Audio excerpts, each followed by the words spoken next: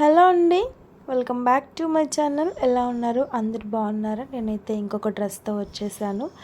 ఇది ఎవరిది అని అంటే మా పాపదండి. సో మా పాపకైతే నేను ఒక క్యూట్ టాప్ అయితే స్టిచ్ చేశాను అనమాట. యాక్చువల్గా నేను ఈ మోడల్లో టాప్ చాలా రోజుల నుంచి స్టిచ్ చేద్దామని చెప్పి అనుకుంటున్నాను. సరే ఎవరైనా కస్టమర్ ఈ మోడల్ ఇస్తారేమో స్టిచ్ చేద్దాం అనుకున్నా, బట్ ఎవరు కూడా ఇవ్వలేదన్నమాట.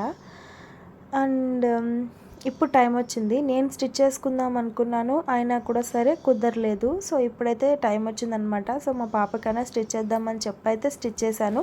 యాక్చువల్లీ ఫ్యాబ్రిక్ అయితే మీషోలో తీసుకున్నానండి. ఇది ఒక డ్రెస్ మెటీరియల్. సో టాప్ ఉంటుంది కదా, ఆ క్లాత్తో అయితే నేను మా పాపకి టాప్ స్టిచ్ చేశాను.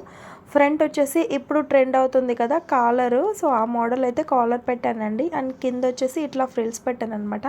యాక్చువల్లీ నేను ఒక వీడియోలో చూశాను, ఎస్ఎల్ఎస్ ఫ్యాషన్ వరల్డ్ ఉంటారు కదా, సో తనైతే ఆ టైప్లో టాప్కి కింద ఫ్రిల్స్ పెట్టి కుట్టుకున్నారనమాట. సో అప్పటి నుంచి అనిపించింది నాకు అట్లాంటి టాప్ ఒకటి స్టిచ్ చేసుకోవాలని చెప్పి, బట్ నాకైతే కుదరలేదు. సో మా పాపకైతే స్టిచ్ చేశాను నేను. అండ్ ఫ్రంట్ వచ్చేసి నేను యోక్ పార్ట్ తనిగా తీసుకున్నాను, కింద బాటమ్ తనిగా తీసుకొని అయితే జాయిన్ చేసి టాప్ లాగా స్టిచ్ చేశానండి. ఎందుకంటే పైన డిజైన్ ఉంటే బాగుంటుందని చెప్పి. సో యాక్చువల్లీ ఈ మోడల్లో కూడా నేను చూశాను అనమాట. సో అట్లా మిక్సింగ్లో వేసేసాను.